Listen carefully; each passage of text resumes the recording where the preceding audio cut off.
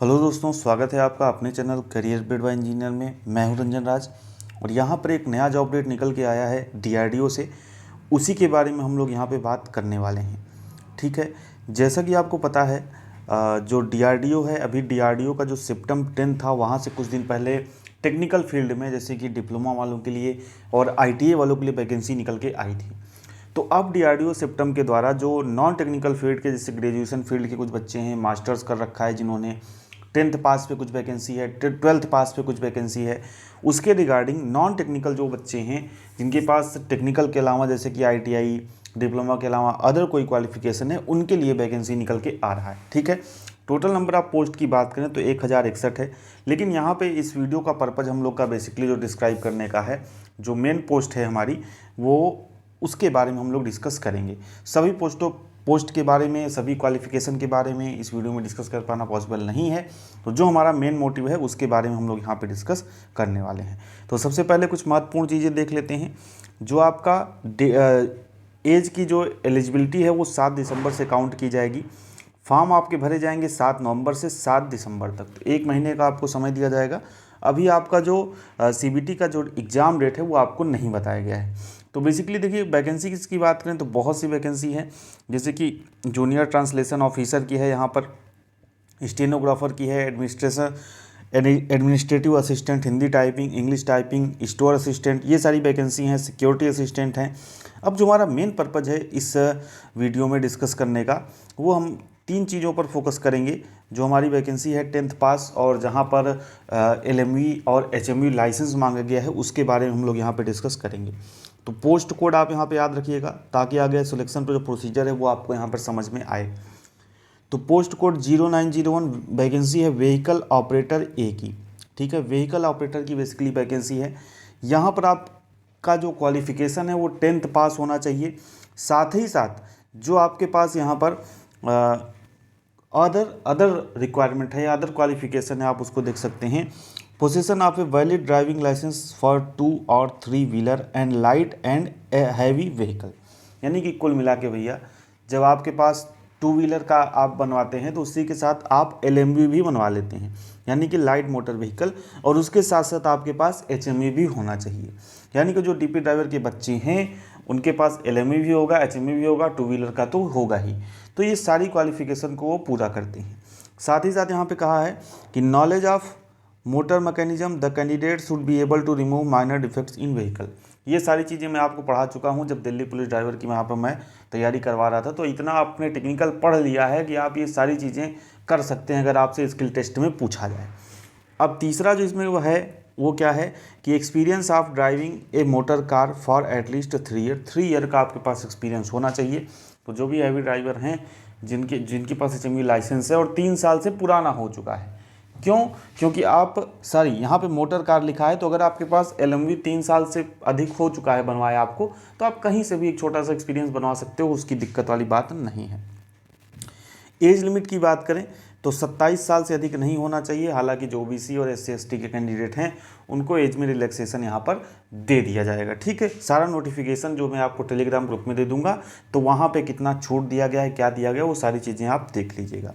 ठीक है, group C का आप ये यहाँ पर पोस्ट होने वाला है। दूसरा बात करें तो दूसरा है फायर इंजन ड्राइवर ए का। यहाँ पे बात आपके पास 10th पास होना चाहिए और वही चीज़ आपसे यहाँ भी मांगी गई है वैलिड ड्राइविंग लाइसेंस फॉर 2 और 3 wheeler and light and heavy vehicles. ठीक है, तो आपके पास एलएमवी और एचएमवी भी होना चाहिए, यानी कि 2 और 3 wheeler and light and heavy vehicle. यानी कि 2 व्हीलर 3 व्हीलर तो 2 व्हीलर का आप बनवा ही लेते हो, प्लस एलएमवी एंड एचएमवी आपके पास होना चाहिए। नॉलेज ऑफ ट्रैफिक रेगुलेशन होना चाहिए, जो कि सारा कुछ आप दिल्ली पुलिस ड्राइवर में पढ़ चुके हैं। और physical fitness and capabilities for strenuous duties, ये आपके अंदर जो होना चाहिए। इसके बाद आपका जो एज लिमिट है ये आपका 18 से 27 साल के लिए होना चाहिए। ग्रुप सी लेवल का आपका यहाँ पे ये पोस्ट है। इसके बाद बात करें फायरमैन की पोस्ट यहाँ पे निकली हुई है, जहाँ पर आपका secondary school certificate 10th standard पास अंडर 10+2 सिस्टम, यानी कि 10th पास आप यहाँ पे होने चाहिए।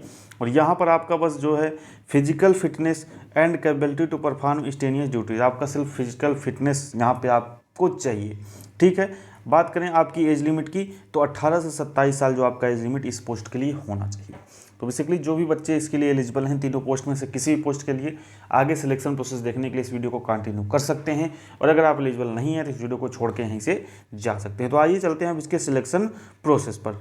ठीक है, सिलेक्शन प्रोसेस से पहले हम लोग जो नंबर ऑफ पोस्ट यहाँ पर देख लेते हैं।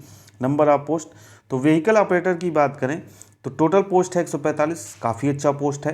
फायर इंजन ड्राइवर की पोस्ट है 18 और फायरमैन की जो पोस्ट है वो है 86। तो ठीक ठाक पोस्ट है फाइट करने के लिए। तो इतने में आप जो है फॉर्म भर के इसमें से सिलेक्शन ले सकते हैं। अब हम लोग बात करें जो इसके सिलेक्शन प्रोसेस की, तो सिलेक्शन प्रोसेस के लिए हम लोग नीचे यहाँ पर आ जाते हैं। तो देखिए यहाँ पे पोस्ट कोड दिया हुआ है। ठीक है, तो हमारा जो व्हीकल ऑपरेटर का था पोस्ट कोड 0901 था, फायर इंजन का 1001 था और फायरमैन का 1101 था। तो इसके लिए जो आपका है सीबीटी में आपसे क्या क्या पूछा जाएगा, क्वांटिटी एप्टीट्यूड यानी कि मैथ रहेगा, रीजनिंग रहेगा, रीजनिंग एबिलिटी, जनरल अवेयरनेस यानी कि जीएस रहेगा और आपका जनरल इंग्लिश यहाँ पर पूछा जाएगा। टोटल जो आपके मार्क्स होने वाले हैं 75 मार्क्स का पेपर रहेगा यहाँ पर।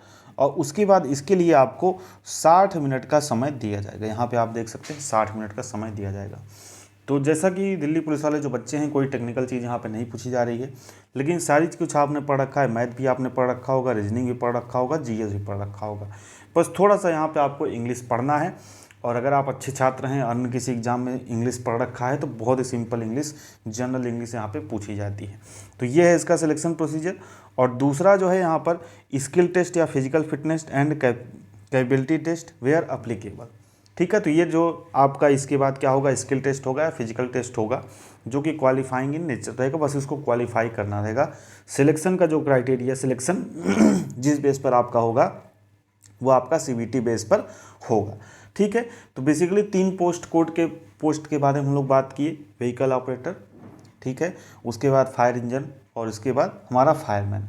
तो जो भी छात्र इसमें अप्लीकेबल हैं फॉर्म को जरूर भरेंगे। 7 नवंबर से आपके फॉर्म शुरू हो रहे हैं।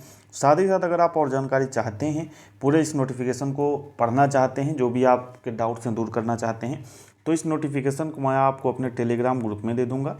उसका लिंक आपको हमारे डिस्क्रिप्शन बॉक्स में मिल जाएगा। तो वहाँ से आप डाउनलोड करके इस नोटिफिकेशन को पढ़ सकते हैं। भी ऑफिशियल वेबसाइट पर नोटिफिकेशन नहीं आया है, लेकिन जल्द से 1 से 2 दिन या 3 दिन में ये नोटिफिकेशन ऑफिशियल वेबसाइट पर आ जाएगा।